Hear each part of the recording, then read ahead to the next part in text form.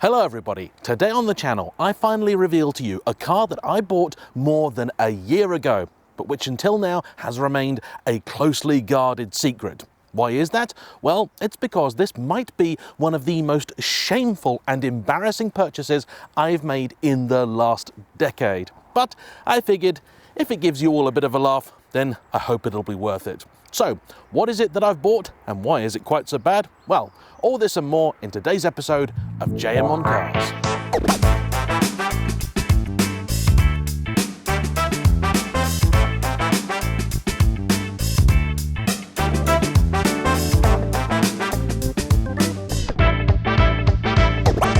As many of you likely already know, over the last few years I've developed a real soft spot for the Rover and MG products of the late 1990s and early 2000s. Cars that back in their day were well regarded by the motoring press, but generally looked down upon by just about everybody else, with MG Rover itself becoming a butt of the car industry's many jokes.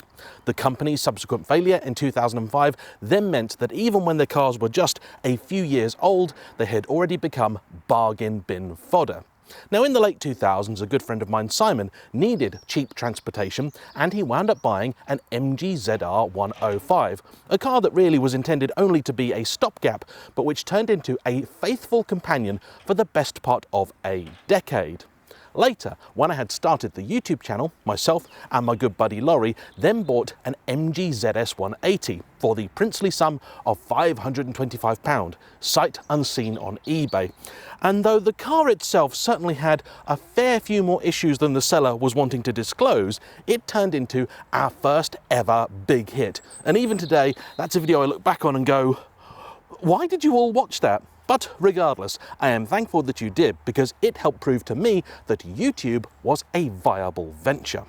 Unfortunately, though that first video did incredibly well, at the time the channel was still very much in its infancy, and so we simply didn't have the resources to spend on the car what was required to turn it into a good one. And so, after we'd had our fun with it, we then sold it to a good friend of ours and moved on to different things.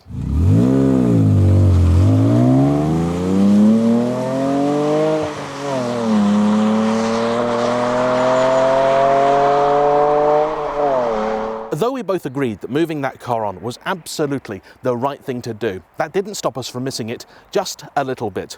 And every time Laurie and myself met up for our traditional nostalgic Pizza Hut supper, we'd get to talking about MGs, as soon as he'd stopped talking to me about fire engines and trains and the like, or as I should call them, locomotives.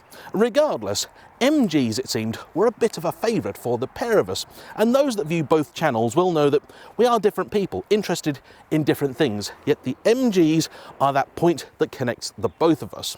And we both said how we'd really quite like another ZS, but more than that, we'd love a ZR. Fast forward a little while, now about 18 months, 2 years ago, and somebody got in touch saying, James, I've got a ZS, it was owned by my son, a few things have happened to it, but it's fundamentally a good car. We know you like them, do you want to buy it? So I got Laurie over and surprised him with this new purchase of mine, an MG ZS180 from very late in the production run. And of course, as soon as I picked that up, Laurie said, yes, it's very good, but the ZR is the one that I really wanted, specifically a 3-door yellow 160, an early example. And I thought, you know, he's right. You don't really see those very much anymore, and when you do, they tend to be in pretty poor condition. And so, not long after, I wound up picking a car just like that, which unfortunately needs quite a lot of work done to it, far more than the seller was willing to let on. There's a theme here. In any case, I'd acquired now 2 out of the 3 Z cars, and so I'm sure you've likely guessed it already, but the purchase I wish to share with you is this, my MG ZTT.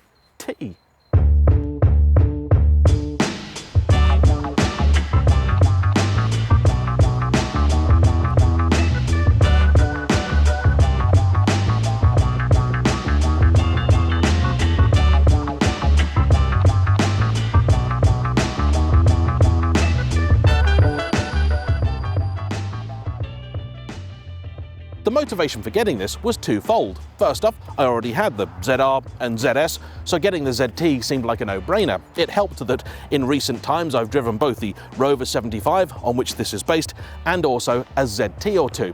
And every single time I've come out of them, I've gone, you know what? Actually, they're a really good car. This famously was developed with money from BMW, and so was easily the most modern, and in many ways best engineered, of the MG Rover lineup. Secondly, Laurie himself was sort of struggling a little bit. He's even worse than me, and this is saying a lot, but he has something like 40 vehicles, and at many points in time, it felt like none of them were actually working in a way that he could trust them for daily duty. So I figured, you know what, I want one of these, but I don't really have space for it. He's got the space, so I'll buy it. He can have it. It also seemed to be the obvious thing, because with the trio I would have the ZR, a hatchback, the ZS, a saloon, and this an estate. One has the 4-cylinder Rover K series, that's the ZR. The ZS then has the V6 180, and this has the BMW-derived 2-litre diesel. They are a nice complementary trio. And just to prove to you that I didn't think I was doing the stupidest of things, allow me now to read to you the original for sale advert, which I will confess was on Facebook Marketplace. It was on the MG ZT and 75 sale and swap group, and it was listed by a chap called Stephen Jones, Stephen with a V. For sale, been offered £500 scrap, best offer takes this before Friday evening. MG ZTT 2-litre CDTI BMW diesel engine. It has just had a major service including oil and filter, fuel filter, cabin filter and air filter replaced with OEM quality parts. Sounds pretty good, doesn't it? Along with this, it's had new brake discs and pads, all round with a fluid change as they were worn. I've also fixed an oil leak with a replacement sump plug washer. The underside has been treated and sanded back on the rear arms as noted on the previous MOT. There we go, acknowledging the fact there were MOT advisories on it. Runs and drives perfect. I would recommend replacing a rear wheel bearing, as it does appear to be making a fairly loud whirring noise along with an engine mount, as it does move when you let it off the throttle. Okay, fine.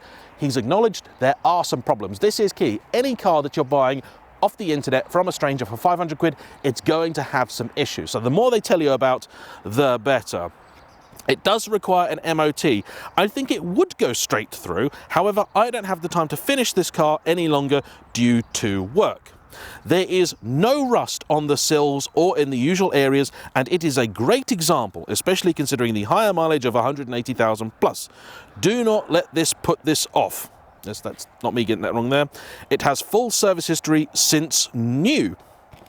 Now, this is not my first cheap car rodeo. I knew there would be a lot more to do than the seller was advertising. However, it still sounded like a good enough car, and for the price, who could really argue? There was just one issue, which is the fact the car was located on the other side of the country from me, almost in Wales, and to get to it would have cost about 300 quid. And when it's a £500 car, well, you're just going to buy it, aren't you? Unless it's really that bad.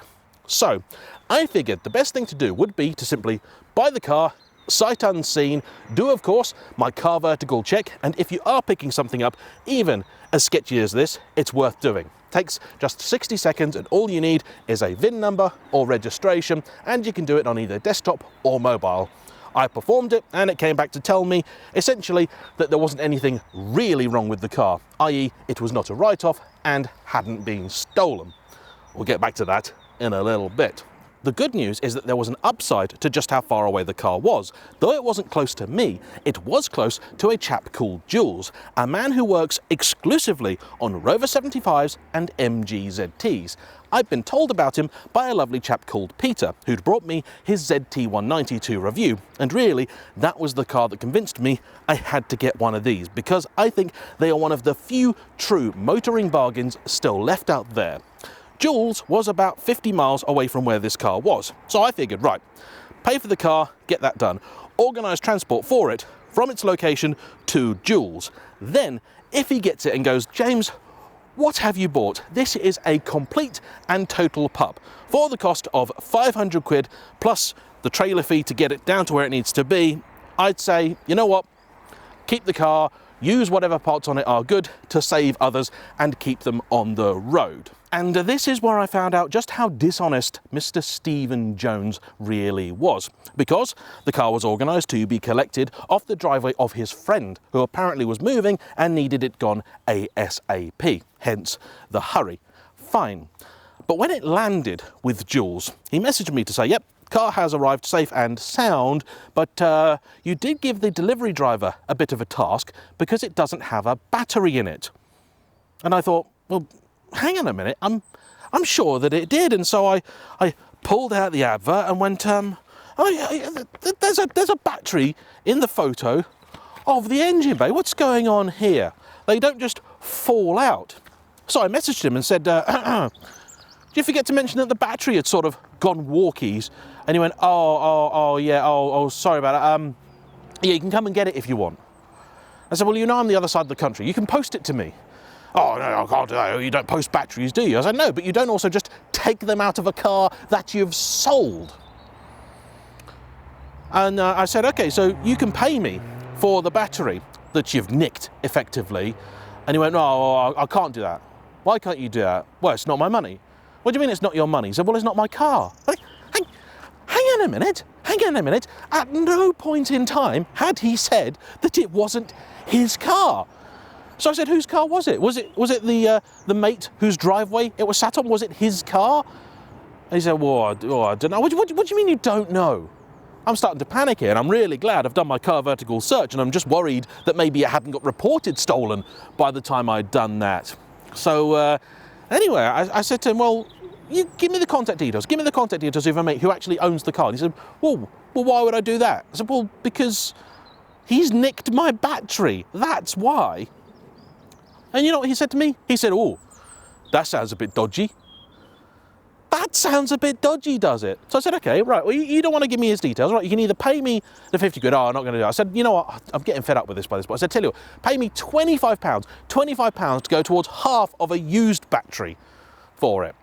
At which point he blocked me and promptly vanished from Facebook, as far as I can see it. So if you do see anything MG ZT or Rover 75 related being sold by a Stephen Jones, exercise caution. I don't normally name and shame people, certainly not individuals, in such a way, but I'm sure having heard that story, you can understand why I felt the desire to. Anyway, the car was then offloaded, and the worst bit of this is the fact that if he just said to me, look, it's got a battery in it, but it's hammered, or even, look, the battery in there was just a temporary one, it's had to be used for something else, the car doesn't have a battery. You know what? 500 quid car. I'll put a battery in it. Fine. Not a problem. Just don't lie to me. Anyway, car got offloaded and it sat there for a few weeks with me waiting essentially for the confirmation that I bought a pup to come back from Jules. And then when he did message me, it was actually a bit of a surprise. Obviously, it was always going to be the case the car needed more than was said. However, I was shocked when Jules told me that actually this did have some promise in it, though it wasn't without its faults, including the fact that the first gear synchro was mullered because the car had been driven around presumably with bad hydraulics at some point. On account of the broken engine mount, which Mr. Stephen Jones did mention, the exhaust flexi had broken. 3 of the 4 alloys on it were buckled. The 2 front wheels were loose. So isn't it lucky I didn't get the car driven from A to B?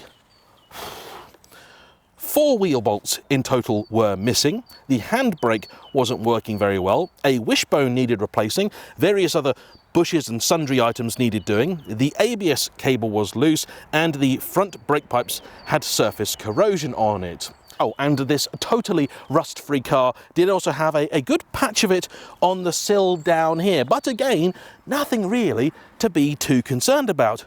All in, it was not that bad. The first thing that needed sorting was the alloys. I didn't actually like the style of the ones that were on the car all that much, and handily, one of the best things about the MG Rover world is that even though the cars have been out of production for 2 decades, you can still get spares and parts for most bits of most of the cars, and they're relatively cheap. I hopped back onto Facebook Marketplace, found myself a set of nice 18-inch original MG alloys for the princely sum of £150. So I bought those, had those sent over. We also needed a couple of new tyres, so I got a pair of Michelin cross climates to go on it. And weirdly, it wasn't the front or the rears that had worn, it was this side. Don't know quite what was going on there. The first MOT fix list that came back from Jules totalled up to £731 with everything sorted, with the exception of the gearbox that was essentially functional. You just had to pretend that it didn't have a synchro in first. Now, I do hate having to do these videos where I read from a piece of paper, but the fact is, Mr. Jones did leave me with quite the list of things to sort, and I know you wouldn't want me to miss anything else out. Happily, not really anything on the car was that big of a deal. Sorting the corrosion over there, that was £140. As we began to go through it, we did find, of course, a few other things. The driver's window is quite temperamental and still is. It sort of does that for the first sort of third of its movement. The tailgate strut here needed replacing. That was £58. The car needed a new turbo pipe. That was £79. And then, for me, possibly the worst bit, worse even still than battery gate, which is the fact we'd got it to a state where it was ready to be presented for its MOT. And ahead of doing this, Jules plugged in his diagnostics computer just to do a check of all the car systems, and it came back with a couple of errors. One for the ABS system and another for the airbag. Now, neither of these were a big deal. Jules had seen them 100 times before. The concern was that the car was not showing an error light on the dash.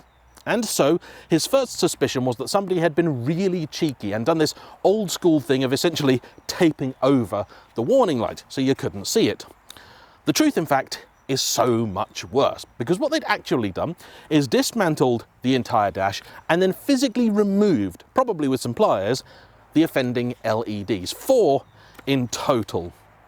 And that's just maddening. Absolutely maddening. First off, because that is a really, really awful thing to do. That's deception. That's automotive fraud, as far as I'm concerned. And that's really, really, really very wrong.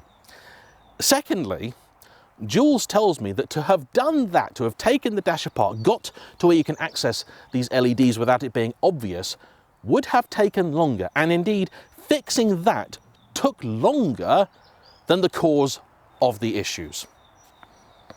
The airbag was a bit of wiring, and the ABS was a wheel speed sensor, same as I just had, funnily enough, on my Ferrari. Luckily, a touch cheaper though.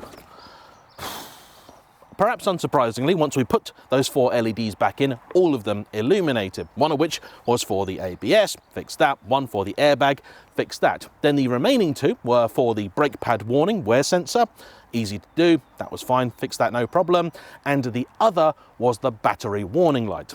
We checked the alternator. I say we, I mean Jules, okay, that's what I mean. He looked at it and said, look, it is putting out the correct voltage, it's doing its job, but it's just not reporting something correctly, so the car doesn't think that it's actually charging when it is. We can replace the alternator, but that's going to be 300 quid. It might not actually fix the issue causing the light, so may as well leave that alone. And we did. After having done all of this, Jules then kindly took the car out for a test drive, where it proceeded to break down on him. And it turned out it was simply a lack of fuel, but the car was reporting it still had a good third of a tank in it. This again is a common issue, and one of the reasons that I had the car sent over to him. He knew exactly what it was and already had the part required, a new pump, on the shelf. That was yet another £170. With the car now finally being somewhat mechanically workable, we then turned our attention to more cosmetic things, and Jules very kindly supplied me with a new set of interior seating, door cards for the front, because all of those were in sort of really, really quite poor condition, and we also got a little cover for the back, including an integrated sort of dog guard and a few other small pieces as well. Throughout the whole operation, he's also chucked in a couple of little bits, like attaching correctly the handbrake lever and surround, where they'd somehow managed to snap all of the screws and fixings. And though this is never ever going to be a particularly presentable or noteworthy car, it is now one that I should be able to both use and trust. And what has it cost me to get this £500 car that runs and drives perfectly and will sail straight through its MOT to that condition? About another £2,500. Am I happy about that? Of course not. Would I have got a much better car had I just spent £3,000 up front? Yes. Would I still have gone through with it had I known exactly how much I was going to spend on this? I don't know. But the one thing I will say is that I am delighted to have actually taken a car like this, which was probably at the brink of being scrapped or broken for parts, and saved it, returned it to a state where it can now be used and enjoyed. It still has plenty of issues. The driver's window is still uncooperative. The heater makes a lot of noise, but not often a lot of heat. The rear demister also seems to be iffy, and that's coming from an Italian car owner. But as soon as I got in this car, in the dead of night, in northern Wales, with flood warnings, rain bucketing down, I was reminded of why I'd done it. Because these drive really, really nicely. This one has some odd behaviour under acceleration. The steering wheel is doing things that it definitely shouldn't, so I'm going to have that investigated. But for the most part, when it's behaving, it's quite decent. The BMW turbo diesel engine is very much of its time. By today's standard, it's a little coarse and certainly underpowered. From the factory, this made about 135 horsepower and 221 pound-foot of torque.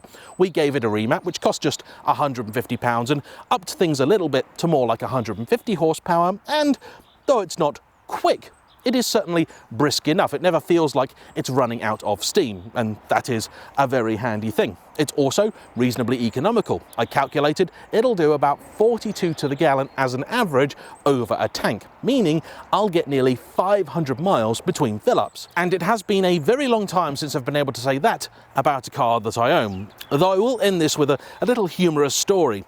The other week I went over to visit my mother and sister, and they always ask what car it is that I've brought. So I said to them, oh, my new MG. And my mother said to me, do you really think it's wise to be spending your money at this time of the year? You've got things to be saving for. And I said, oh, no, it's okay. I actually bought it ages ago, and I've only just recently collected it. My sister also, her car is sort of out of commission. The turbo's gone on it. And I said to her, do you want to borrow mine? This is the whole point of it. I've got this car so that if anybody comes to me and says, I need a car, have you got one I can borrow? Yes, I do. It's this, because if you scratch it, I don't really mind. If you dent it, I don't really mind, provided you don't crash it. And even if you do, well, you know, you'll have to sort it out. But when they got out of the house to come and behold this amazing thing I bought, they both burst into laughter. And then my sister very, very politely declined the offer of borrowing this car, which was nice. So there we go. That, at long last, I feel so happy getting this off my chest. This has been like a therapy session. Here's my MG ZT. Believe it or not, of all three of them, this is the one that was in the best condition and is going to take the least to get sorted. Next on the agenda is the ZS, and then finally it'll be the ZR, because that is going to be a big job. That is a full restoration. More on that coming soon. It'll get, of course, its own video. Anyway, for now, I want to say a big thanks to you for watching. Don't forget to hit the like button, comment down below, subscribe if you haven't already, and feed my addiction to stupid things. See you for the next one. Bye-bye.